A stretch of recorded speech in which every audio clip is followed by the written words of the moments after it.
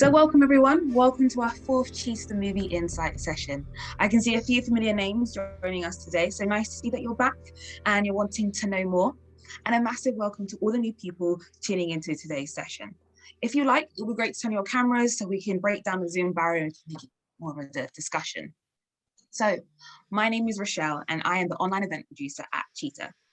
I'll be the host for these insight sessions, and I'll be joined by industry professionals and experts who are providing insight into the filmmaking process. Plus, you'll get an update on where we are with Cheetah as you learn about the production in real time.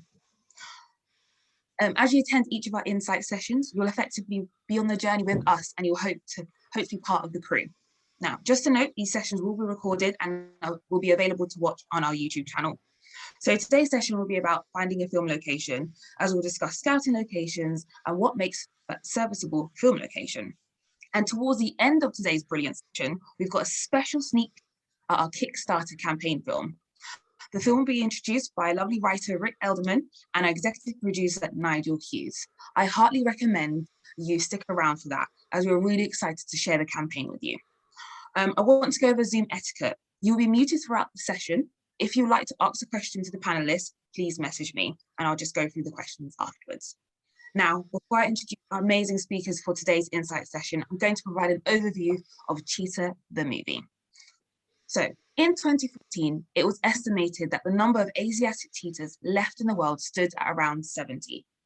Today, it is believed that the figure has dropped to fewer than 50. Cheetah is a timely and necessary global story that shines a light on a depleting population and offers a glimmer of hope and helps all of us understand the crucial need for action. So without further ado, I'm now going to introduce our lovely speakers. Oh, one thing I would like to note is unfortunately Georgette wasn't able to make today's session due to a family incident, but nonetheless, we have the lovely George David and James Troke. So you have George David, who is a film, television producer, talent development executive, and international film consultant. And then we also have James Troke, who is a locations assistant and locations marshal. There we go. So George, it'd be great if you can give us a brief overview of your role, your experience, and then we can pass on to James. Of course, gladly. Thank you very much, Rochelle, for having me here. I'm George David. I'm a film consultant and producer, currently consulting with several territories. I'm also developing a few scripts of my own. Previous to that, I ran the Film Commission in Jordan for a while, 15 years. And before that, I was also producing in Los Angeles, film and television, as well as doing entertainment PR. Thank you. Brilliant. Thank you, George. And James?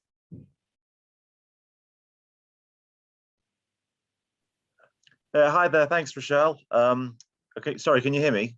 Yes, we can hear you loud and clear. Oh, cool. Thanks. Yeah, so hi, Rochelle. Hi, everybody. Nice to be here. So I'm James. I'm a locations assistant and a locations marshal in the industry.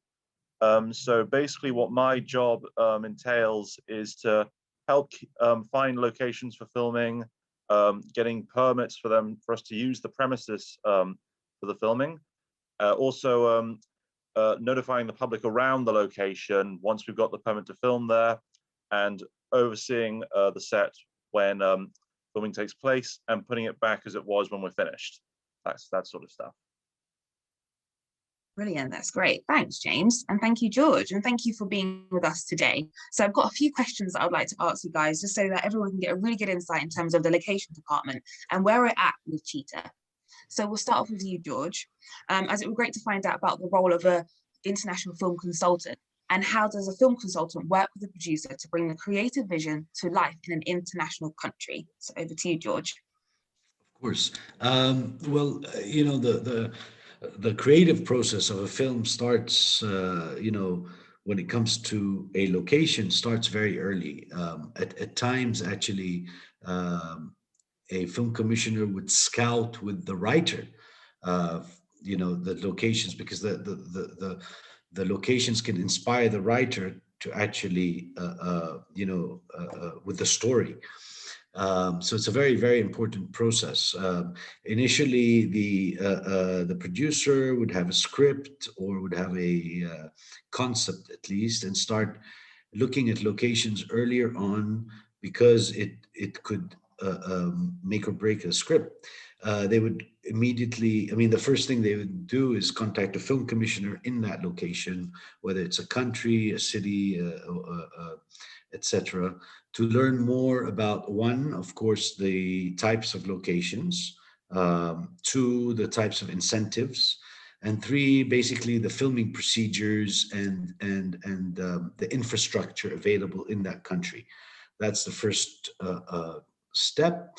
And if all that pans out and that works out for the producer and for the script, of course, then the next process would be a visit to get to meet, the key stakeholders, and of course to scout locations, usually with a location scout, um, and then learn more about the territory. And then the next visit would be with the director and the other creatives, the production designers, cinematographer, et cetera, et cetera. I mean, this is not, set in stone, but this is usually the process. I mean, um, and then if all pans out and that location is chosen, then you get into the real business, where you start punching in real numbers in terms of the budgets, seeing how the incentive works into all that, start setting up more, hiring crew. You go into pre-production, the pre-production phase, basically hiring crew, locking locations, casting, even if there's casting locally, and then and so on and so forth. I don't want to continue into the production process, just for the, just so that we don't take too much time. But obviously, then you go into that process where, if the prep is done right, and the film commission, and the territory has a lot to do with that prep being done right, in terms of experience, in terms of infrastructure, in terms of how they manage, in terms of government processes. Also, those are very important: filming permits, customs. Um, if support is required from the security forces, not only for security, obviously, but the police is involved in security, but a lot of times the army, the armed forces, are key players in filming, in terms of, uh, you know, even transport. Especially, I mean, when I was in Jordan, we had a lot of war films. Obviously, that's important. So that relationship with the film commission is very important, to actually open up the doors and liaise with the other government entities. Yeah, and that's basically it. The shoot goes on.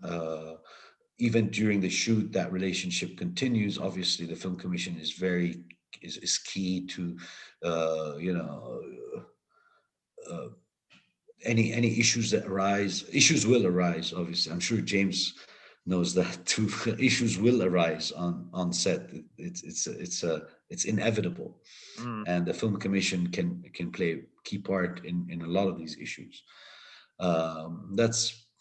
That pretty much sums it up. Thanks, George. And then my next would be, so at the moment, we know there's been a discussion with you and Gareth about potential locations for Cheetah. It would be great to shine a light on the process of what has been done so far. Of course, yeah. I'm proud to say I worked with Gareth several years ago on a film that was shot in Jordan, and he reached out a couple of months ago, and he says, "I have another film set in Iran, and I'd like to look at Jordan, perhaps other locations." He knows that I also work beyond Jordan now, and let's see if it works. He's worked here, so he knows at least that he can find a lot of the locations here. So what he did was, through the company, they sent us a location breakdown, which, if you'd like to put that on the screen, please, Rochelle. The location breakdown that they put together. I believe it's the other document. Yeah. Um, they and from there, uh, there's a location scouting company in Jordan called Where to Film. And so I reached out to them. They're experts in this. Usually, the contact, or the location manager or even the producer would go and do that themselves, which I could have done, but I preferred to go with a professional locations company. And within a few days, they came back with this document you just put, which is a matching, basically a document that details matching locations to the reference photos that Gareth sent. And as you can see in the document, they gave several options to each location. Many of them, could easily work. And, that confirmed that we could do the film here. As you can see, even they have they have a QR code where you can actually go online and map the location on Google Maps. So you know exactly, a location manager, I'm sure, again, James, I want to refer to you, would want to minimize set moves. So the closer the locations are together, the faster the production process will be, and the less costly it will be also. So that's a very important tool. So we did that. We also looked at budgets, the incentive in Jordan. That's there's two processes, and there's the creative and there's the business aspect, and they both have to work.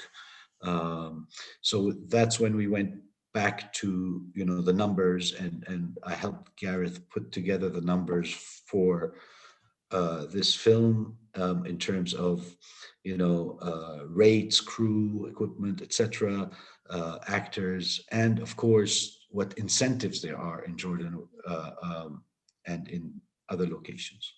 That should sum it up, actually. That's great. Thanks, George.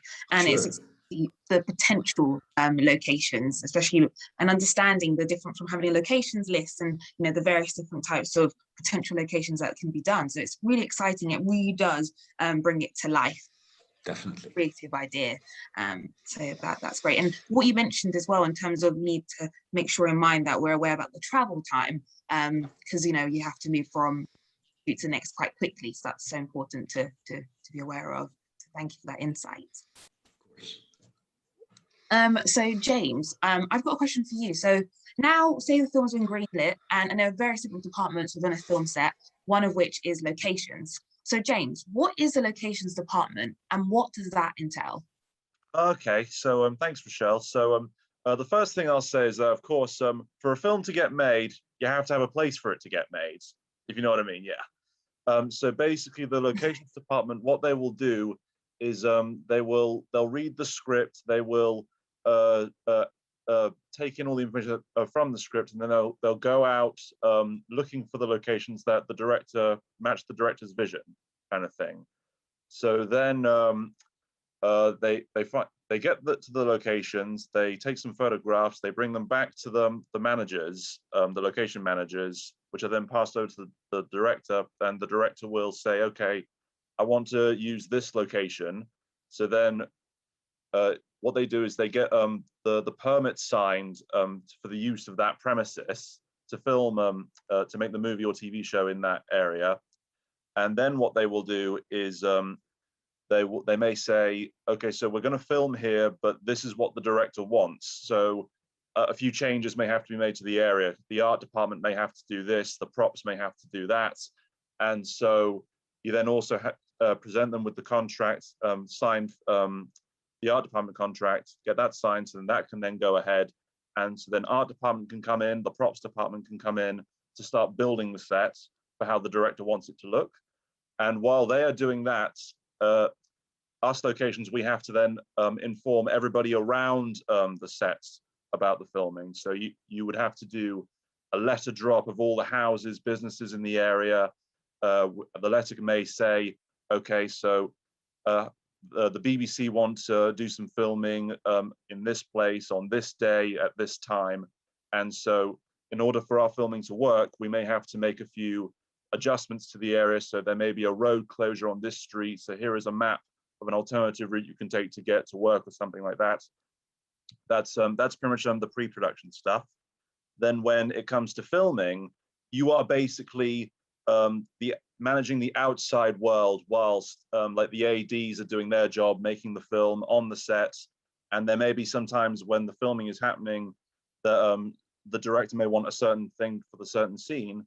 So he may say, okay, so can we get some lights put on in that building to add some more atmosphere for the sets? So we then go knock on that building's door and just ask them, can you please turn a light on for the scene that we're doing, because it adds more atmosphere to the scene. You're basically providing all the essentials for how the filming can work on the day. Yeah. Then when it comes to once that filming in that location is done, there is the strike period. That's putting the set back as it was when you found it. So if you're filming in a building and you've had to move all this furniture around to get it to look how the director would want it for the scene, you're then putting like all the furniture back as you found it. You're pulling up all the carpet protection stuff, because when it comes to filming in certain places, there's going to be a lot of equipment coming in, and it can be damage to the floor. So basically, you have to roll down like rubber matting, fleece, carpet protector, all that has to come up, and you just make sure all the equipment is packed away safely, and then you see to it that it gets taken away by the right people to go on to the next location. Right. It's all about, dealing with logistics, making sure that, if the camera team is coming in for a certain location, is making sure, right, they've got the space, the equipment, and like you mentioned, the lighting is correct, and then ensuring that wherever it's being filmed, that it's being put back to how you guys found it. It'd be great to know what's the process. Does it take quite a while in order to get that permit to come through, or does it take weeks? Does it take months? In my experience, so I think basically the first person to come on board is the supervising location manager, or the location manager. Some productions will have supervising, some will just have a manager. But sometimes when the first person of the crew comes on board, they may have already started dealing with a certain person in a certain area to get permission for something to come through for the scene, and it can take a long period of time, and it's just a matter of all the what's the word for it, convincing persuasion for it to come through. Because of course, because we're filming in an area that can have like loads of people around, you want them to be happy, you want them to be comfortable. So some things can take a little bit of convincing, but if you tell them the right stuff and you make it seem worth their while, then yes, then it will happen. Yeah, but it can really depend on it depends on the location, it depends on the people, and it depends on what you have to offer them. That's how I'd put it. That's great. And that's really important to note, because it touches upon our previous session in terms of, when you're producing, you're looking for finance. It's all about persuading and seducing and, knowing what we can give back. So it's important to know those relationships still continue in various departments. So thank you, James, for that insight. George, I've got a question for you now. So when a script states that it's set in a certain country, but unfortunately it's not possible to film there, how do you go about finding alternative film locations that will still be in keeping with the script? Great. Now, yeah, I mean, usually in the film world, producers, location managers would have a list of countries for every type of location. For example, the one we deal with a lot, obviously, is the deserts one. So you have, the desert is, Jordan, Abu Dhabi, Morocco, obviously, Spain, Malta, Australia. So if that's the location that's required, they would go down the list and check again updates on the incentives. They check, we check the types of, for example, for this, for the case of the session, the types of deserts, the location photos. Reach out again to the commissioner to get more information on that location if we haven't worked there before. Very important part of the process, obviously, is word of mouth. That's the first thing the producer would do, or one of the first things is call their, the counterparts who have worked in that locations, just to get an overview of everything, the costs, the government processes, even the locations, the ease of the locations themselves. Um, and take it from there, and then narrow down that list until we find the right location, or the runner up to the location. Yeah. Right, that's great. Thank you, George. Sure. And you've mentioned incentives quite a bit. So it would be great to expand on that in terms of what incentives are offered to filming. Of course. The concept of incentive started in Canada in the 90s, where the government realized uh, the potential, the economic impact of filming in that country, and put, like with many industries, drafted an incentive law to encourage more filming. And that's, and it took off from there. After that, many other locations started offering incentives. And there was a point, at the Film Commissioners Convention, where you'd walk into the trade show and it's like a supermarket with percentages, because a lot of the incentives are, cash rebates. So you get a percentage of what you spend back as a rebate. That's, there's many kinds of incentives. There's tax incentives that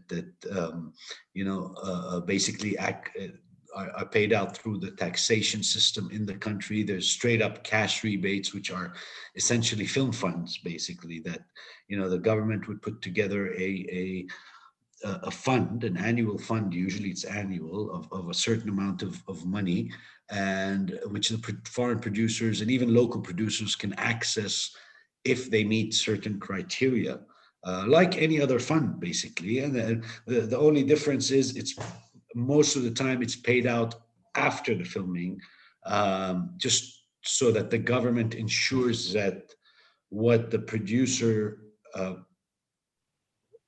put on in the application in terms of spend is accurate. So there's an auditing process after the filming. Basically, the producer would put together their receipts, and there's the information on how they spent the money, and that information is audited, usually through the film commissioner or a third party auditor, and from that the producer would get back the money, or the percentage of the money they spend. That's the common definition of incentives in the film world. But as a just a general definition of incentives, there's many other incentives that other countries offer in terms of for example, in-kind incentives, like for example,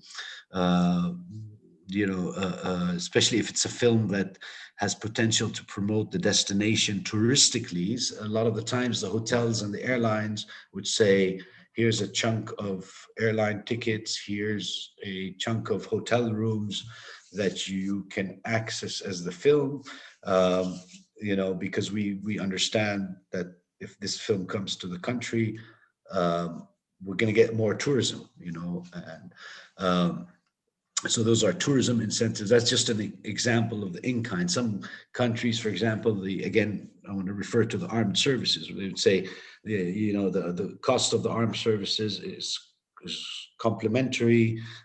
Yeah, but basically, it's the economic impact is measured on a longer term, and it's not only direct impact, because as you know, the film industry impacts many other industries, the transport industries, car rentals, even like raw materials like wood for set constructions. So there's the multiplier effect of that impact that's very important to a country, in terms of how of the millions of dollars spent. Also something that people overlook, or film commissions usually overlook, or tourism agencies. Film in itself is the crew itself themselves are tourists, because after wrap they're going to go out to dinner, and the weekend they're going to go visit the sites too. Every weekend they're going to do something, and they're going to spend money in the country. So that amount of money is usually overlooked, and it shouldn't be. And of course, the the a major component of the economic impact is job creation. Um, so when a film comes in, they could hire anywhere between 60 to sometimes 200 locals, and not only film professionals. Also, again, there's an indirect impact to that. You have drivers, security guards. And these people that are hired gain experience, and before you know it, an industry is created. Um, so yeah, that sums it up, I guess. Thank you so much, George. Talking Sure. about the other range of incentives, so it's not just financial. There's an impact across, as you mentioned, hospitality, security, a whole wide range. So it's important. I know one for us with Cheetah, we're going to ensure that we're going to recruit crew from said country where we're going to film. So that's super important for us, and to let everyone else know. So I just want to quickly touch back into, filming in international countries, just other countries that don't have a filmmaking history. How do you go about changing this? So if they've never, countries never used as a base to film, how are those different structures put into place? There has to be the initiative has to come from the public and the private sector together. One without the other will to create a filming location, or a film friendly, let's say, or a film ecosystem. I guess that's the best way to put it. A film ecosystem within a country. It has to be a joint initiative between the public and the private sector. Public sector, of course, has to open up their doors to filming processes. The regulation has to be looked at. In terms of filming permits, it has to be easy to be able to film somewhere, whether it's for security reasons or for environmental reasons. Everything has to be put in place so that when the producer comes, they know they can film here or not film here. Or if they're going to film in this certain location, they have to adhere to 1, 2, 3, 4.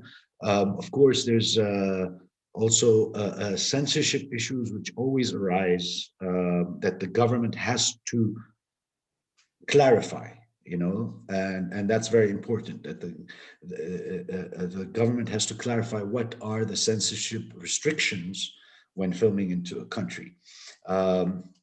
Of course, everything else we spoke about, incentives, if the government is able to put up incentives for the producer, that will make it more appetizing, of course.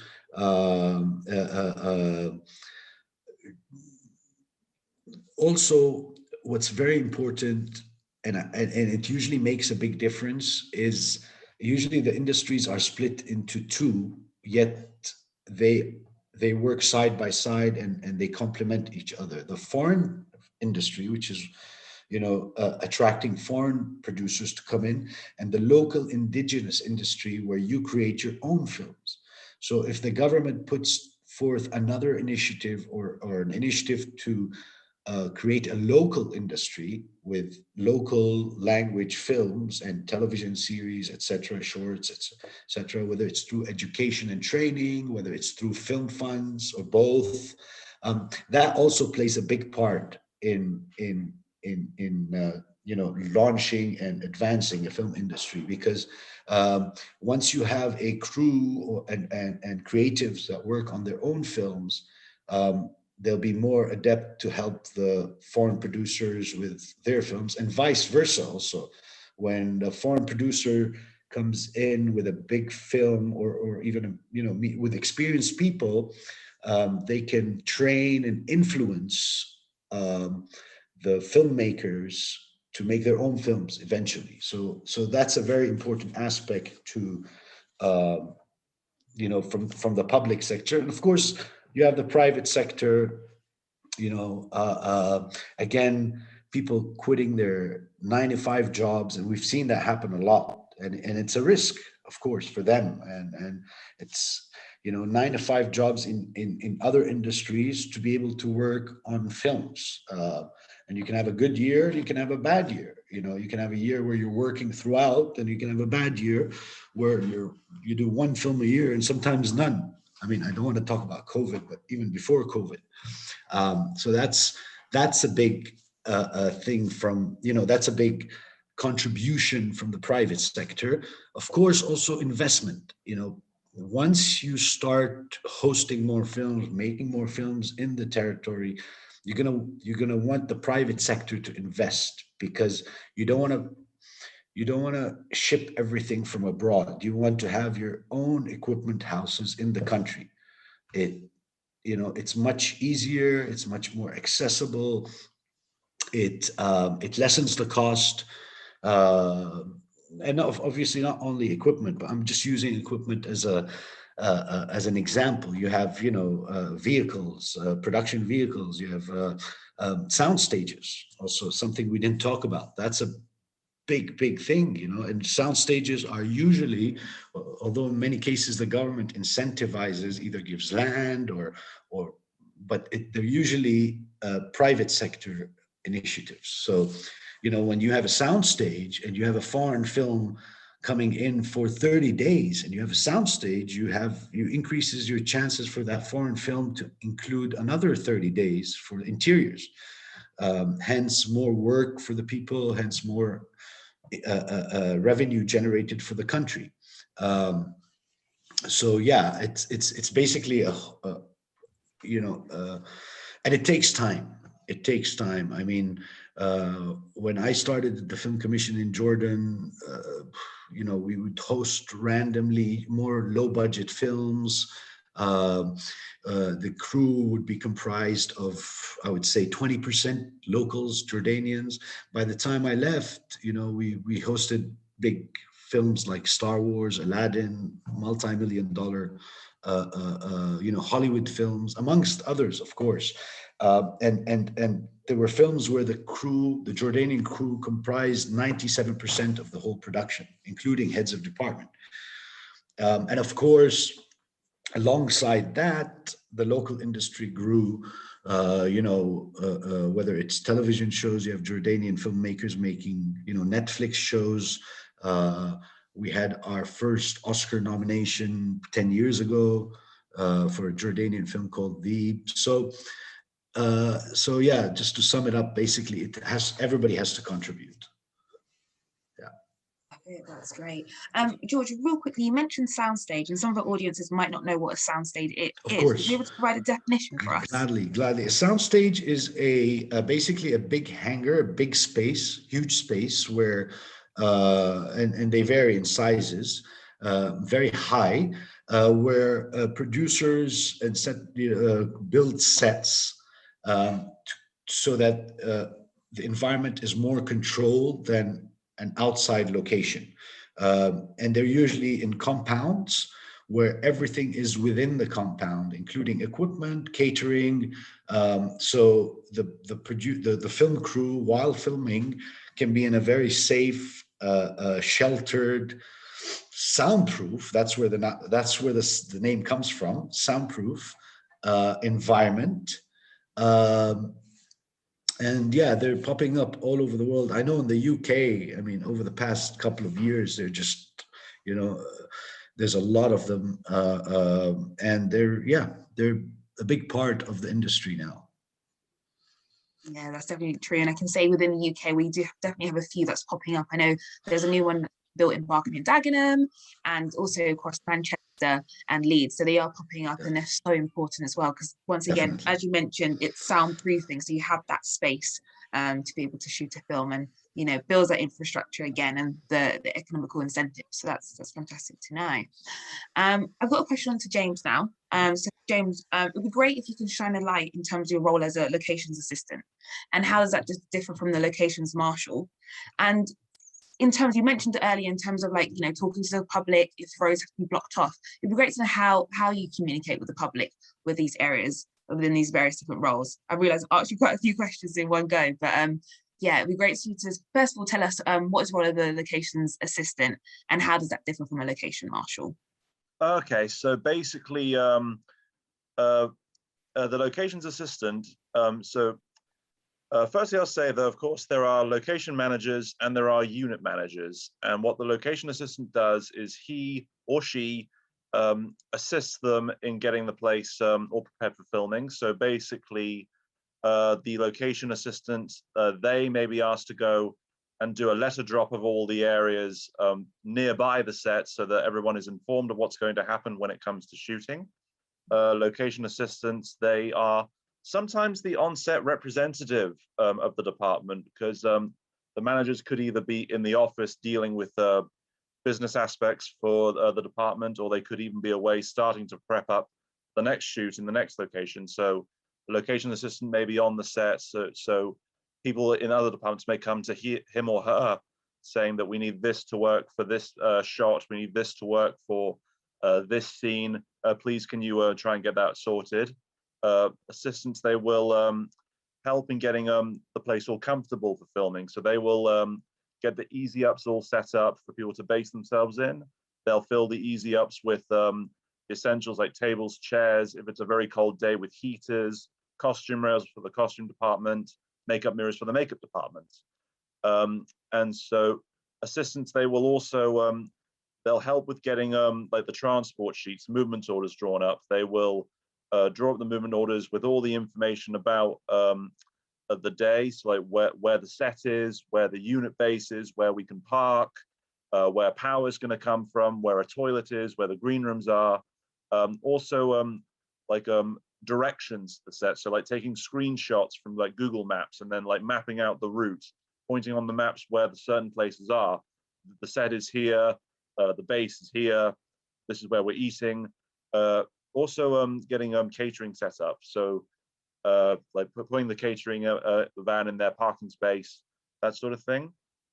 And now marshals are an additional form of help brought in on certain days. So it's kind of, say if we're filming in a big area, like in a real public street. So from my experience, so as you may know, I worked on Small Axe, as stated in my bio. Has anyone seen Small Axe? Anyone seen Small Axe? Okay, well, without giving away too much information, if you haven't seen this episode, there was a riot scene that we did that was done on Deptford High Street. Oh yeah, hi, you liked it? Yeah. So that is I would say that's probably the most challenging yet rewarding scene that I've ever worked on, because I had to literally mail drop the entire high street for that scene to tell them what was going to happen. And so when it came to shooting, we had to have several lock-off positions, and that's where the marshals can come in. So marshals, what they will do is when the cameras are rolling, they will just politely say to pedestrians, sorry, we're just filming. Would you mind just waiting a moment, please, while we go for a take? And then you let them through when the ADs say cut. That's what the marshals will do. Marshals will also help with certain errands around the sets, like keeping the set clean and tidy, keeping the safe like clear of litter, like taking out rubbish, that kind of thing. Assistants will instruct them on how to do all these things. Like they just say, this needs doing, can you please go and take care of that while I go take care of this? Because the assistant may have to go away himself and draw up a movement order, or go away and do a letter drop, or deal with a few people. And so he can then leave the marshals alone to deal with a few tasks to take care of while he's gone. That kind of stuff. Brilliant, that's great. Thanks, James. Really giving a really good overview and insight. I have a question in regards to around sustainability. So as part of the Cheetah, we're very sustainable in everything that we do and in terms of the production. So it'd be great to know how, your previous experience working on different productions, how sustainability is ensured on a production. Green filming, yes, it's very important now, and all the locations have it up on their website, and the guilds, and definitely it's it's part of the game. There's so many ways that it can be done. I think it's it depends on the creativity of the producer and the other crew members on how simple things like environmentally friendly cutlery for the catering, or we had one producer who had a group of people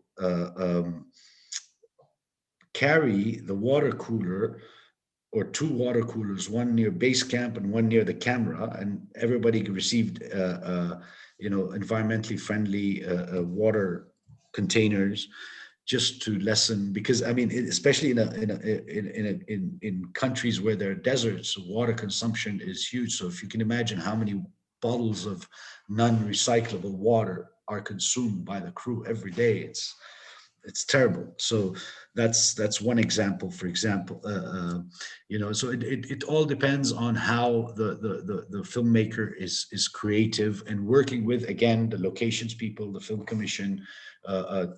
From a location, from a film commissioner's perspective, also, it's very important that the film commission puts their foot down when it comes to the environment.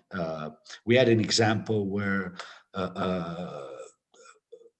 quite a prominent filmmaker wanted to take out the shrubs from the desert. And, we said three letters, CGI. There's no, take them out graphically in post-production. There's no way you're going to take out these shrubs. Same with, I remember, Petra, which is a very popular location. Petra is made out of sandstone, and it's a heritage site. And they want the lights, and even if there's helicopters flying, that disrupts the environment. So it's also very important, and it goes on and on with vehicles and emissions, and so there's many ways. And I think the fact that Cheetah is going to be filmed that way, I think that's a very important aspect of filming. Thank you. That's great. Thank you, George, for that. And yes, sustainability is super important for our Cheetah production. So we've got a few more minutes left, and I just want to see if any members of the audience had any questions that they would like to ask George or James. I know I, for one, have got a question that I would like to ask, and that would be around what has been your challenges and achievements in your years of experience? Has there been a production where it's been, oh God, this is a nightmare to do, but however, that you've managed to fix it? So it'd be great to give the audience this insight. James, let's go with you first.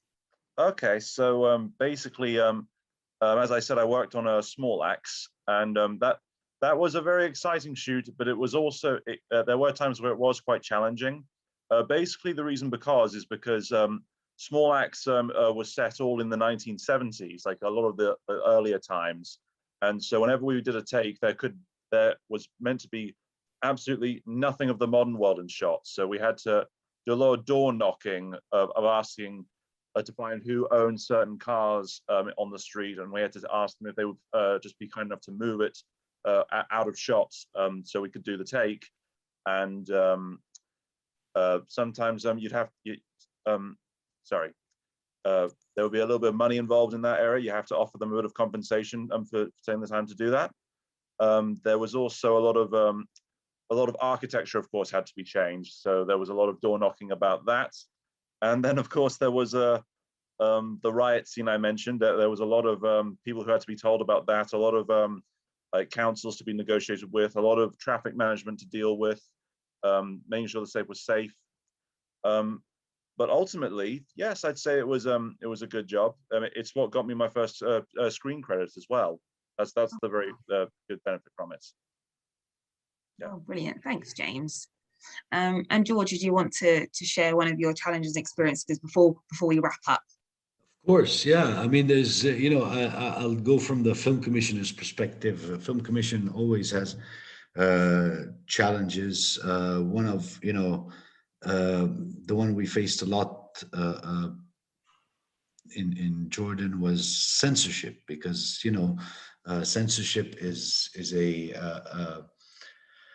it's very objective sometimes in terms of what is okay and what is not, and dealing with it has to be very, you have to tread carefully so that, and there's always a solution, in terms of whether it's something small rewritten or explained differently or shot differently.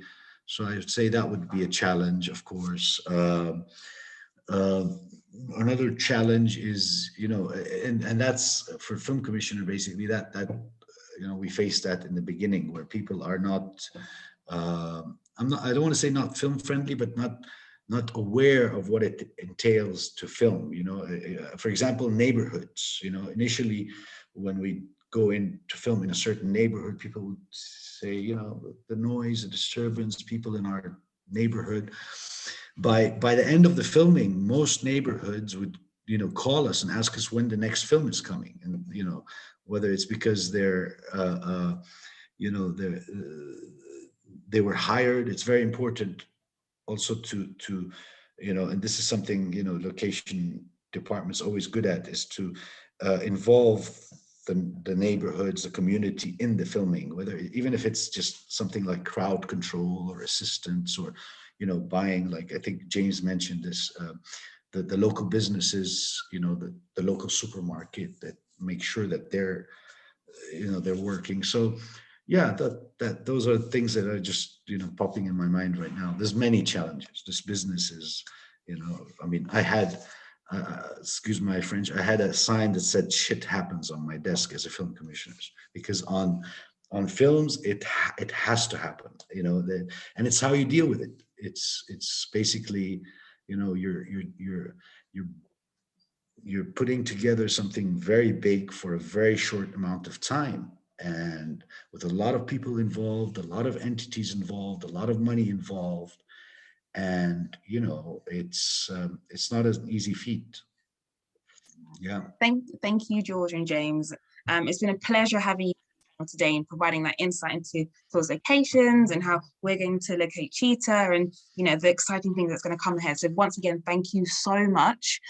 So we're going to wrap up today's session, but before we disappear and before we go, I'm now going to pass on to Rick, the writer, and Nigel, our executive producer, who's going to introduce our Kickstarter campaign. So over to you guys. Oh, good. George was just talking about involve, and I thought there was that word came up again and again, and community. And really, we're at the stage now of the development of this fantastic film that Rick wrote. And I happen to be a bit biased because I think it's rather good. So what we're now doing is about involving you in the next stage of the filmmaking process, so that we can really get this Cheetah the movie up and running. And so far, it's been a complex already system, complex adaptive system, if you like, and many people have been involved already. But now we need to get your involvement, and this is where you might want to help us with the Kickstarter campaign, which we're launching on Monday. That's Monday, the 12th of April. And it's really important that what we need to do is we need to involve as many people as possible. Your friends, your family, even the businesses that you might want to have a contact with. And in order to do that, we need you to register.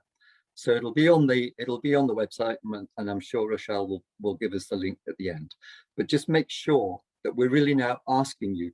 This is the important stage where we go from development into production. And we've covered a lot of the development costs to date, but now we're going into the next stage of production development costs. So we really appreciate your support and help, please. Rick. Yeah, I would just say that there's been an amazing commitment from the growing team over the last few months. It's been quite staggering to behold. So thanks to everybody who have already made massive contributions. And I just wanted to add a few facts for you to keep you up to date with us. We will be having a newsletter shortly that will update you on the campaign and generally on the progress of the film. We will also be sharing the promo video that you're just about to see on our YouTube channel. So a perfect opportunity for you to share it with friends and networks. And then, of course, our website is constantly updated and has lots of exciting information on it. And that is www.cheetahthemovie.com. I never thought I'd be advertising websites, but there you go. And maybe just one final point to remember, a sobering point. The Asiatic cheetah is on the brink of extinction. And when that happens, one of the agonies is that an individual can't find a mate because they become so rare. Now, our glorious cheetah could be nearing that point. And that is one of the reasons why are we all doing our utmost to create a beautiful film, an awareness-raising film about our wildlife. So please, if you can, have a look at the starter kick page, Kickstarter. at the Kickstarter page, and if you can, help us by making a contribution. Okay, let's roll. Rochelle, Katie.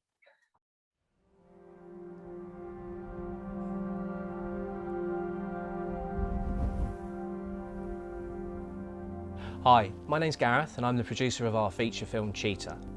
It's not inevitable that the Asiatic cheetah will become extinct, but it is highly likely unless significant action is taken right now. In 2014, the Asiatic cheetah estimated number stood at around 70. Today, sadly, it's believed the figure has dropped to fewer than 50. Cheetah is a timely, necessary global story that offers a glimmer of hope and helps us all understand the crucial need for action. When Rick the writer and his husband Nigel pitched the idea to me, it was genuinely an inspirational moment. Their passion and green credentials made me sit up and listen. These are two men that have truly walked the walk of environmental action. But to make our film a reality, we will need your support. Cheetah is a feature-length conservation drama set in 2014 and is inspired by true events. It will excite you and take you on a thrilling ride as it shows you the urgent, interrelated story of poachers fighting for their own survival and conservationists struggling to cope with the formidable challenges that confront them. Cheetah's story and location allows film audiences to be taken to another time and place. This feeling of escapism is welcomed at any time, but especially so during the current pandemic. This is your chance to be involved in an important and relevant film. But it's not just about us making a movie. Cheetah is creating an education wraparound that will create a lasting legacy, with lesson plans, course materials and other assets that will be shared globally with school children to improve conservation awareness. Myself and the team believe that you cannot make a conservation story without holding fast to the principles of ethical and sustainable production, and we commit to making the film in a carbon neutral way. Now, it will be a challenge, and that's a challenge that I hope you will join us on. But enough from me. I want to introduce some of the other members of our team. Thank you for taking the time to watch our campaign promo. We really hope that you've been moved by what you've seen and by what you've heard. We hope you were even inspired, possibly a little challenged. To help protect endangered species for future generations. We need your help into making Cheetah the movie a reality. So please help us. So please support us with as much or as little as you can via our Kickstarter campaign page. ما را از طریق صفحه کمپین کیکستارترمان حمایت کنید. با تشکر. That way, we can make the film happen together. So please do contribute to our Kickstarter campaign. We look forward to you joining us on our journey.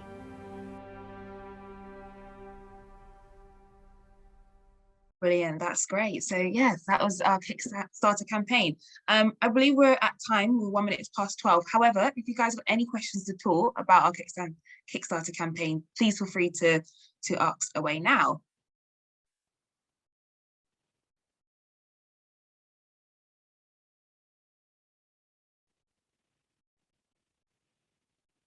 That's okay. If there's no questions at the moment, that's totally fine, because you can email us at inquiries at cheetahthemovie.com. So that's inquiries@cheetahthemovie.com, and you can ask your questions at all about our Kickstarter campaign, and plus also sign up to our newsletter as well, because that get the latest information about the Cheetah production. So I guess that is it from me. We can end the session. I hope you all have an amazing Saturday. Thank you so much to George and James as well, our panelists, for giving such an amazing insight into the locations department. And also thank you, Rick and Nigel, for introducing our Kickstarter campaign. So without further ado, I'm going to let you go and have an amazing Saturday. And I look forward to seeing you again in 2 weeks' time. Goodbye all.